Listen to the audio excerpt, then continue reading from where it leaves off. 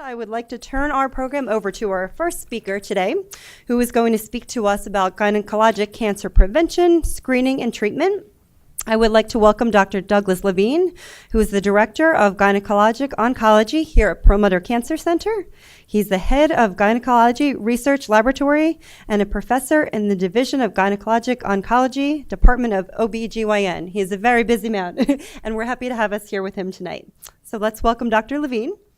Right, so we'll talk about prevention, past, present, and future, update on screening, and treatment, how it is both simple and complex at the same time. But first, let me just introduce you to our group. Our Gynecologic Oncology Division here at main campus cares for women with all known or suspected gynecologic malignancies and those who are in need of pelvic surgery for benign conditions. We have 6 full-time members here at the main campus, including Dr. Siobhan Kehoe, who's up in the front, who just joined us from UT Southwestern in Dallas, where she was a professor and also chief medical officer. And we also have a very robust program at NYU Brooklyn. And in the back corner, if you could raise your hand, is Dr. Gadir Salame, who is our gynecologic oncologist who works at NYU Brooklyn. We also have a whole team of G1 oncologists at NYU Winthrop, and we're developing office area in Queens as well. These are our people who are here at the main campus. Our goal is to provide outstanding clinical care across the conceptual continuum of ovarian and gynecologic tumors. What this means is that we do research into the biology of gynecologic tumors. Some folks from the laboratory happen to stroll in here today. Maybe they got lost on their way home, but they're here to learn about ovarian cancer as well.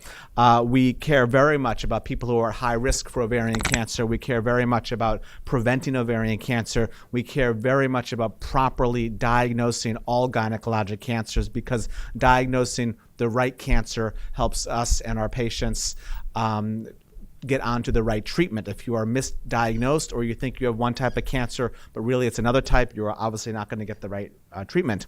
And then once we have treat someone, you could debate as to when survivorship actually begins, but then we want to be your partner throughout the entire cancer and life journey. We want to have most of our patients enter long-term survivorship, which can equal cure.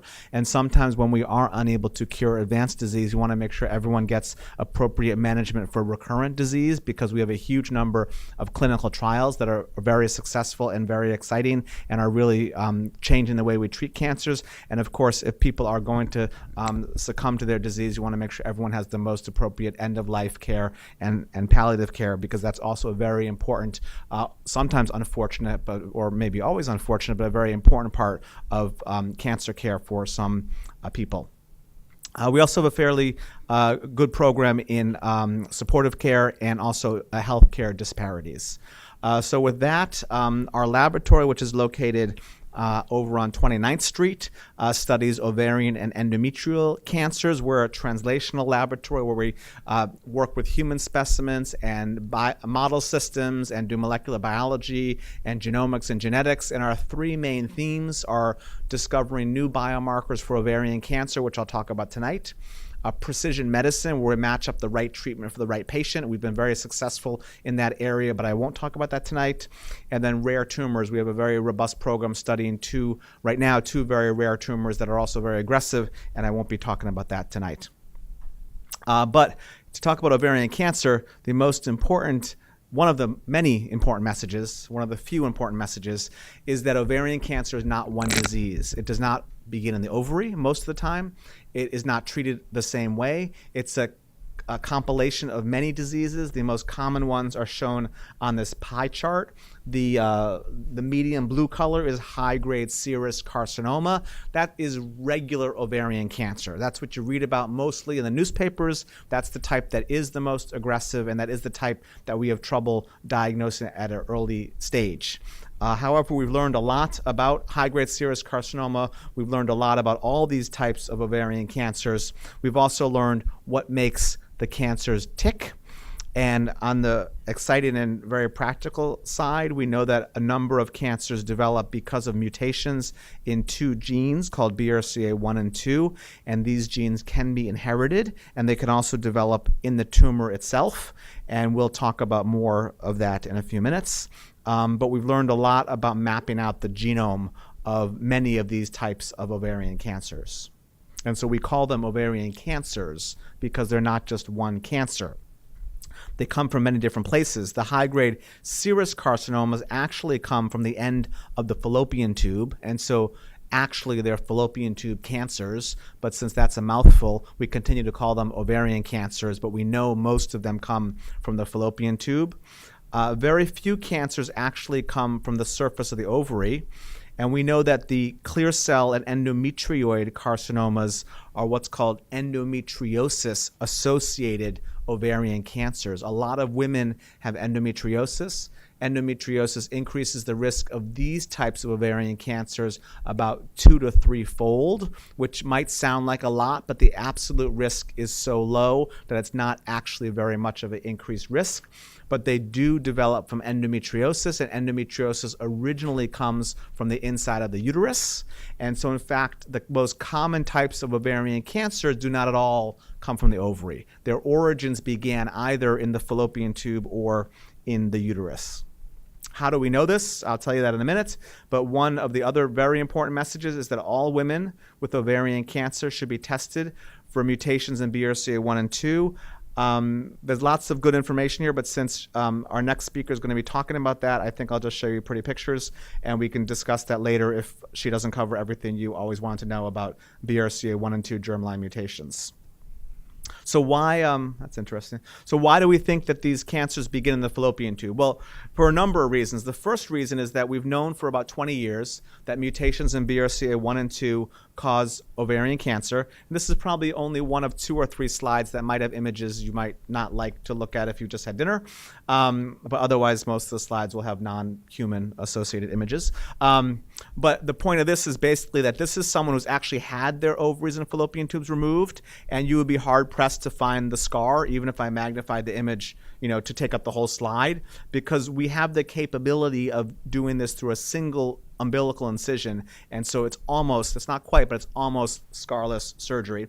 And this is actually what a uterus looks like, and this is an ovary. And we take out the ovary and fallopian tube when we're preventing cancer in women who are at high risk for ovarian cancer. We do this at a certain, typically after someone's done with childbearing. Shabnam may or may not talk about that. We can answer that in some questions. I might have some more slides on that, I'm not sure. But it's a very straightforward procedure. It has very low risks, and we've been doing this for many years. And in the course of doing this, by accident, we sometimes find ovarian cancer. That's good and bad. So it's obviously not good to have ovarian cancer, but when we find it by accident, that's one of the few times when it's early stage and highly curable.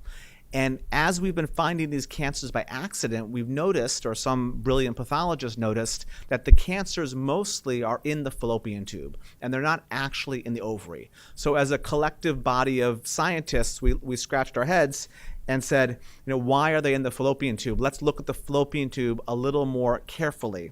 And as we looked at the fallopian tube more carefully, we found that most of the tumors actually were at the end of the fallopian tube, suggesting that's where the cancers begin. And that's a duplicate. And then when we look at the, and so as I mentioned, we know a lot about the genes that are mutated in these tumors, and it turns out that there's one very important gene that's really the caretaker of the genome. It's called P53 or TP53. And when we look at these precursor lesions, and so what I'm showing you here is this is a bunch of cancer cells, but it hasn't gone anywhere. So it's called an intraepithelial cancer. And it's of a serous variety, and it forms in the fallopian tube. And so we call it a stick lesion, a serous tubal intraepithelial carcinoma. These stick lesions are the precursor lesions to ovarian cancer, and they've just been discovered about 10 years ago. And it really revolutionized our approach to ovarian cancer prevention and early detection, knowing that nowadays the cancers that we thought were coming from the ovary, and we were focusing all of our research efforts on the ovary, we're now focusing on the fallopian tubes, and that's very important. And this is the other picture that's not so pretty, but this is a very cool picture. So the not prettiness will be balanced by the coolness. And this is a mouse model of ovarian cancer. And mice have very small ovaries, and they have even smaller fallopian tubes because these laboratory mice are about this big. And what this person did from Texas at Baylor University is he mutated a few genes called P10 and dicer. And by mutating these genes, he can make the mouse develop ovarian cancer.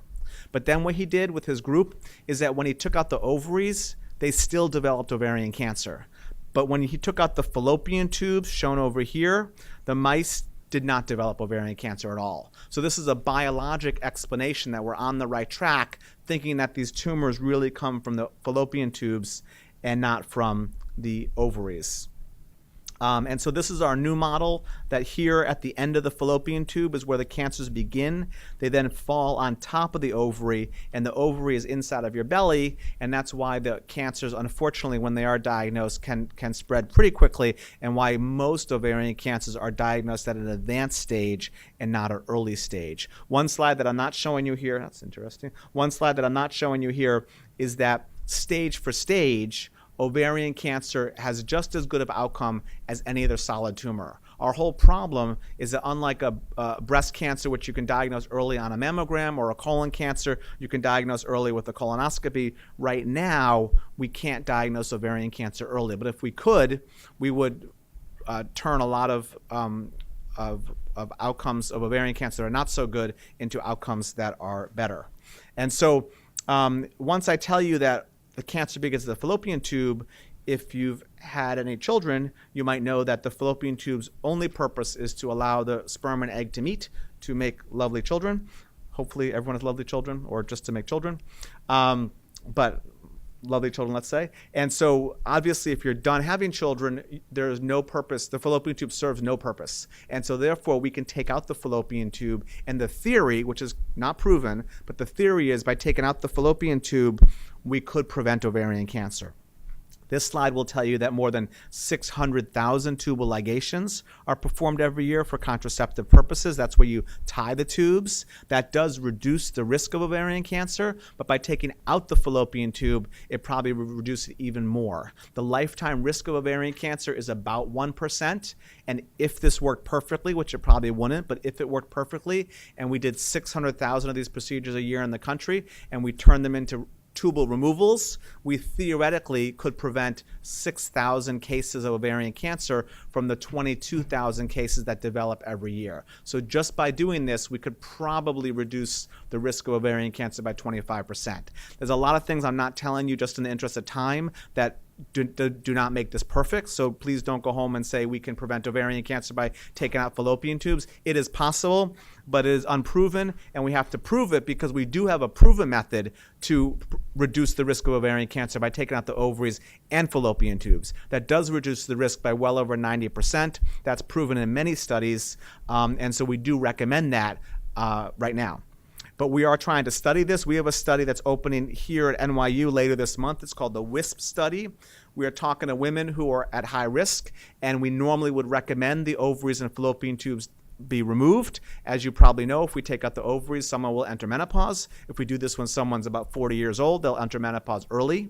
Many people don't like that. Very understandable. Even though it prevents ovarian cancer, some people say, no thanks, I'm not having that. So instead, they would have ovarian cancer screening, which really doesn't work very well. And so what this study is doing is we're saying, if you're at high risk for ovarian cancer, we recommend you have your ovaries and fallopian tubes taken out.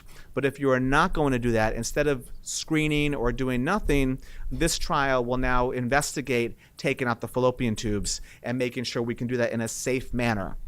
This trial is not big enough to prove that it works, because for that we need well over 1,000 women. And so first we have to do a smaller study. This is about 300 women or 270 patients.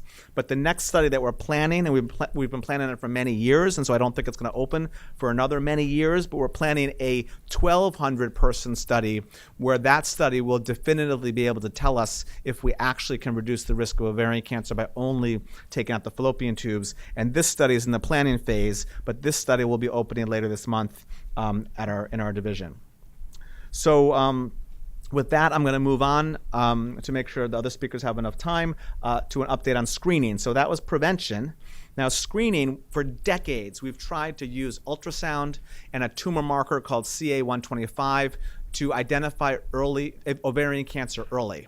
We don't want to diagnose it late. We don't need a screening test that can diagnose advanced ovarian cancer because we can already do that, and that's not what we want to do. We can do it, but we want to diagnose it early, and as of now, after hundreds of thousands of women have been in screening trials, and the purpose of a screening trial is to prevent people from dying from the disease you're screening for. And it works for prostate cancer, it works for breast cancer, it works for colon cancer, but as of today, unfortunately, it doesn't work for ovarian cancer, and so we have to sort of abandon the idea that better sonograms or better blood tests using the same traditional markers are going to work. And so in my laboratory and the colleagues I work with in the country, we want to do something better. And the United States Preventative Service Task Force recommends against ovarian cancer screening for the average risk general population. For the high risk population, it's controversial, still not proven to work, but since it might work, it's not recommended against. But for the general population, it's recommended against. It's recommended against that when women go for an annual gynecologic visit, that the doctor doesn't say, let me just do a sonogram to check on things, because there's harms, because you'll find things that we don't want to know about. You'll find benign tumors that we would rather never know about because someone's going to end up with an operation. And if we do enough operations, someone's going to end up with a problem. So we'd rather not do things that are potentially risky, and ovarian cancer screening in the general population has more risks than benefits. So what are we working on? We're working on finding tumor fragments in the DNA that circulates. This is called circulating tumor DNA. We do this type of sequencing called next generation sequencing in our laboratory, and we're incorporating this into some of our clinical trials. What else are we doing? We're washing the inside of the uterus to collect proteins right inside the uterus, right here, that's very close to the fallopian tube. And we've shown that these proteins are at higher levels in women with cancer than without. We're working with some of our colleagues at other institutions to see if the Pap smear can detect DNA from ovarian cancer. It can do that. We've proven that in a paper from a few years ago, but it can only do it 40% of the time. That's not quite good enough. We thought that if we kept doing it, we'd get better at it, but a new paper that's going to be coming out soon shows that we still are actually at 40%. So we have some new approaches, but that approach, it still needs some improvements. What we're very excited about is we're trying to make things called nanosensors by working with some engineers that are good friends. And so you may be familiar with the concept of an IUD shown here, an intrauterine device that secretes a hormone that can prevent that works for contraception. And this is implanted inside of the uterus. And what we are developing is a device where we can swap out the part that secretes the hormone, and instead we can put in a detector or something called a nanosensor. This nanosensor is made from something called a carbon nanotube. We can wrap the carbon nanotube with antibodies, and the antibodies can detect ovarian cancer biomarkers. And we've already proven that we can attach the biomarker to the carbon nanotube in a laboratory setting and in an animal model, and then when we shoot it with something like a laser, the wavelength that we can detect can shift. And so now we're developing a prototype. We actually need $1 million to develop the prototype, and we think we have one or two people that want to give us that money, but if anyone happens to have $1 million in their back pocket, come see me afterwards. But we're developing a prototype that will be actually put into humans probably in 2 to 3 years. And the first test that we're going to do is we're going to put it into people that actually have ovarian cancer, just to make sure that it works in people with established ovarian cancers and make sure that we see the proper wavelength shifts. And then after that, we'll do another type of screening study where we'll put it into women at high risk, and it will stay there for 5 years. And basically what happens is these strings here that are used to remove a normal IUD are going to be exchanged for a very small fiber optic cable. And from that fiber optic cable, you could have something like a transvaginal sonogram where a small probe would actually put a near-infrared, what's called a near-infrared excitation beam into the fiber optic to measure the wavelength shift of the IUD construct. And so we're working on that, and it's going actually quite well. And so just to finish up, what's new in treatment with ovarian cancer? It's simple and complex. We have so many great treatments that we don't really know how to use them. And we do all these studies, and every study shows that the new treatment is better than the old treatment, but they don't compare everything head to head. So just to briefly walk you through our current treatments that we use for women who are newly diagnosed with ovarian cancer after having surgery, because surgery is clearly the mainstay for ovarian cancer treatment. The goal of surgery is to remove all cancer we can see with the naked eye. We can do that 50 to 80% of the time, and so that is the best treatment. But following that treatment, we need to give chemotherapy to prevent the cancer from coming back, and we have lots of ways to give chemotherapy. One way we give chemotherapy is by putting it directly into the belly. That's called intraperitoneal chemotherapy, or IP chemotherapy.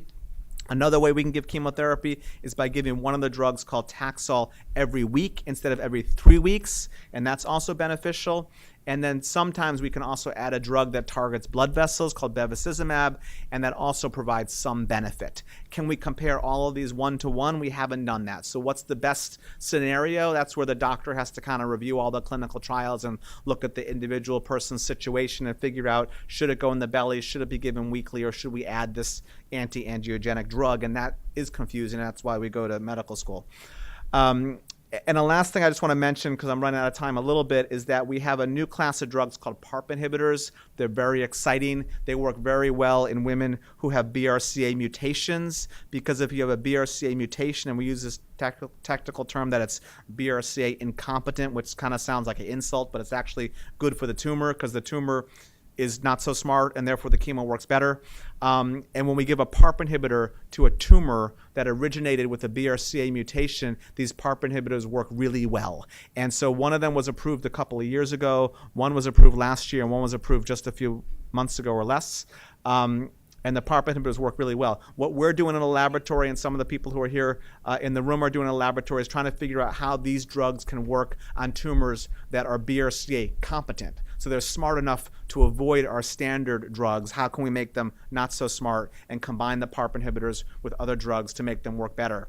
So these are the 3 approved PARP inhibitors. They're approved for recurrent ovarian cancer.